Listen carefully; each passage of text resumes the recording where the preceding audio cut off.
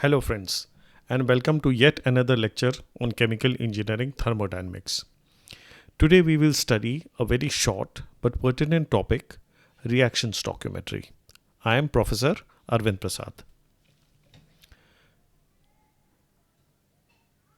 Let's see what are chemical reactions and how do we write them mathematically. A reaction between species A, B giving C and D can be written as nu AA plus nu BB gives you nu CC plus nu DD, and this is the way it is represented, where A is the chemical species, so is B, C and D. Now nu A, nu B, nu C and nu D, they are the stoichiometric coefficients. For example, if we have the reaction N2 plus 3H2 gives you 2NH3, N2, H2 and NH3 are the chemical species, and 1 is the stoichiometric coefficient for nitrogen, 3 the stoichiometric coefficient for hydrogen, and 2 the stoichiometric coefficient for ammonia. Epsilon, the extent of reaction, that is the extent of reaction, is defined as Na in the chemical reactor at any point of time minus Na0, or the A fed into the reactor, upon minus nu A. Now let's try to understand this better by taking a schematic example. Let us assume that this is a reactor. Now the reaction nu AA, nu BB, nu CC plus nu DD is occurring in this reactor. If Na0 is the amount of A fed into the reactor, then as time goes by, A will decrease. At any time, Na will be the concentration of A in the reactor. The extent of reaction is written as Na, that is A at any point of time in the reactor, minus Na0, that is the A fed into the reactor, divided by minus nu A. Now it should be noted that whenever we write a stoichiometric coefficient for a reactant, it is always written along with a negative sign. Now this is equal to Nb minus Nb0 minus nu B. Now Nb is the amount of B in the reactor at any point of time, minus Nb0, that is Nb0 is the amount of B fed into the reactor, is equal to Nc minus Nc0 upon nu C.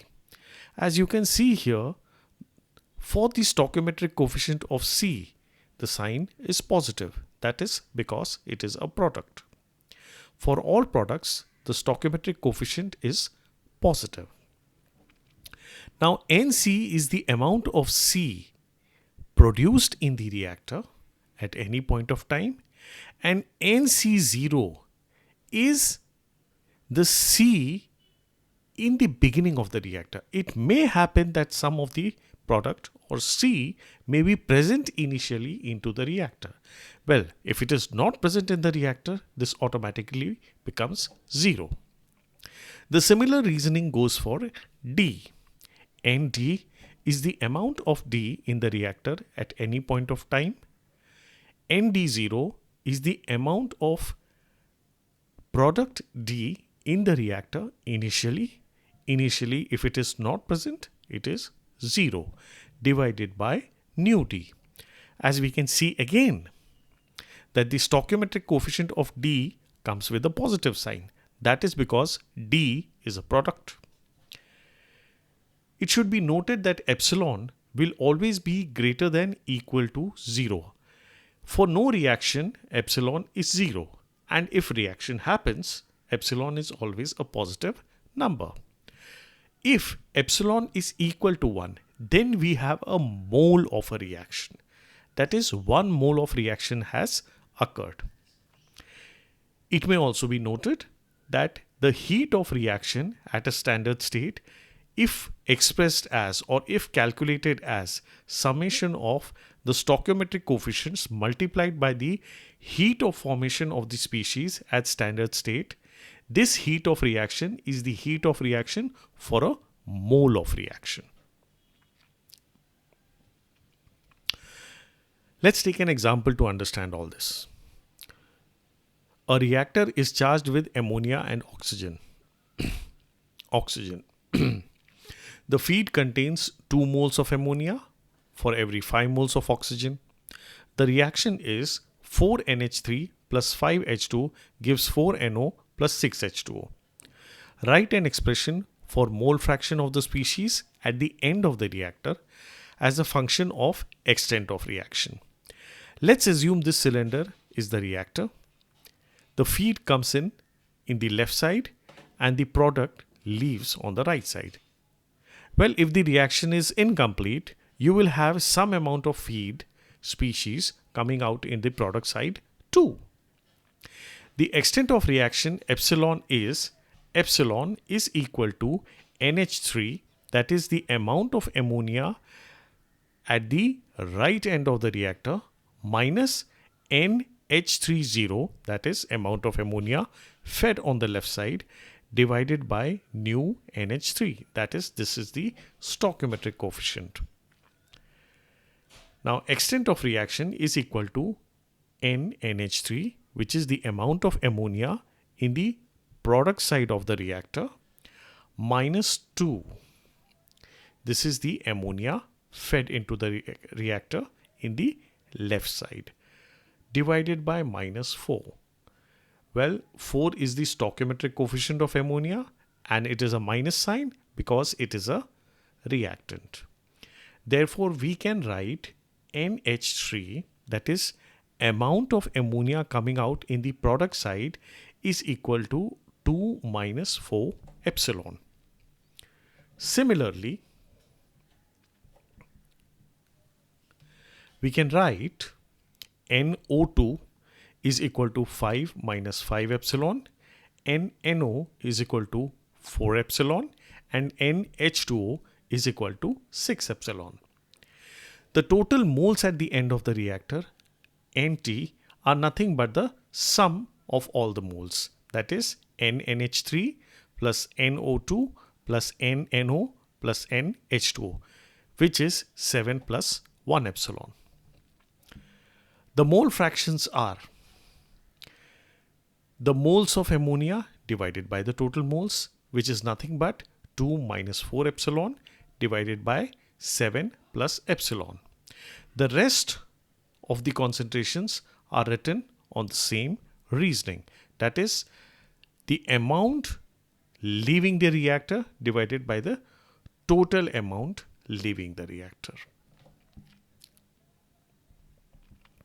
Now let's take another example. Now this is an example on multiple reactions. How do you calculate concentrations for multiple reactions? A reactor initially contains 2 moles of C2H4, that is ethene, and 3 moles of oxygen and undergoes a reaction 1 and 2. Write the expression for mole fraction of species as a function of extent of reaction of the 2 reactions. Note, we have 2 reactions here going on parallelly. The expression for the number of moles for a multiple reaction is Ni, that is number of moles of species I at the end of the reactor or at the end of the reaction, is equal to Ni0, that is amount of species I charged into the reactor minus summation J, where J is the number of the reaction, nu Ij epsilon J. It may be noted here that mu is positive for products and negative for reactants. Therefore, we can write N ethylene, that is C2H4, is equal to 2 minus 2 epsilon 1 minus epsilon 2, where if you multiply this entire reaction with 2, we have 2 as the stoichiometric coefficient of C2H4. Therefore, it is minus 2 epsilon 1, where epsilon 1 is the extent of reaction for the first reaction. And then it is minus epsilon 2 because the stoichiometric coefficient for C2H4 in the second reaction is 1.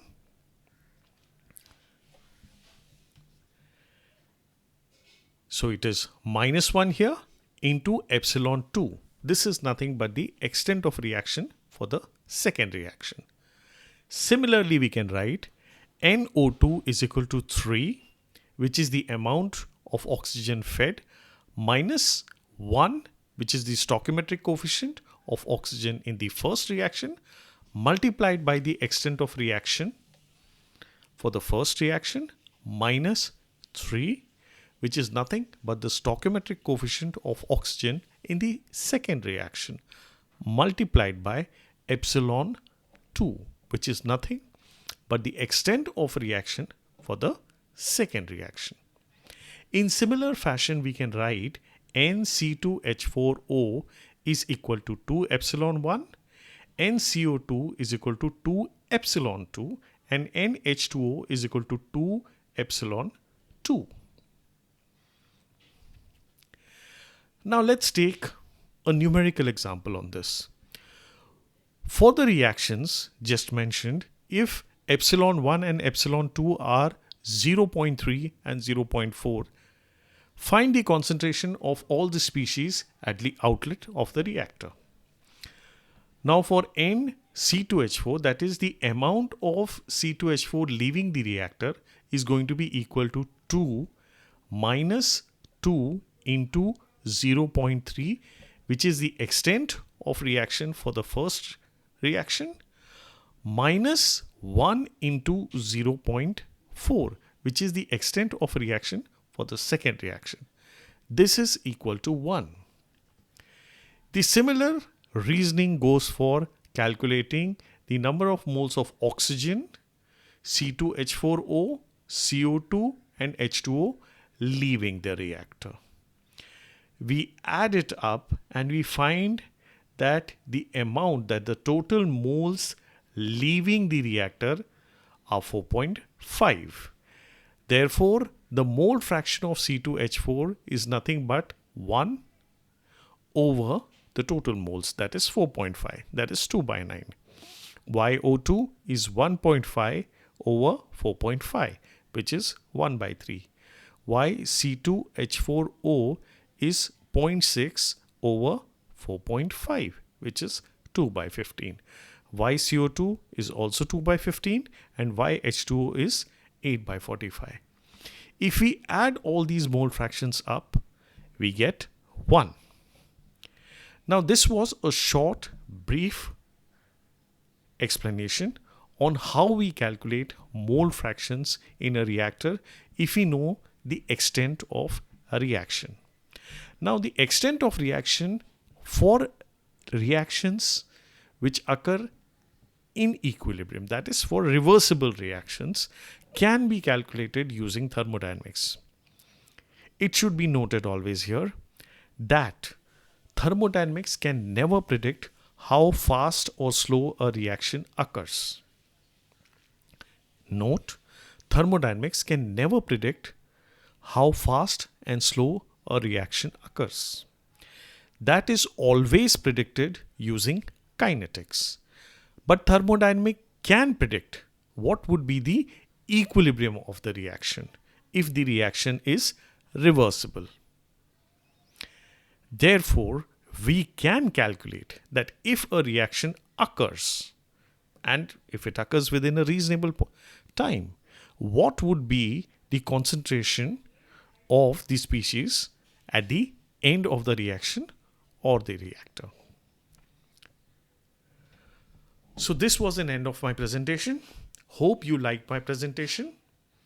Please subscribe my channel and like it too. Do put in your comments.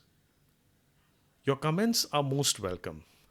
Your comments motivate me to make more lectures, and in your comments, do write if you want lectures on any other topics in thermodynamics. I'll surely prepare them and put them up. Have a good time, friends. Bye.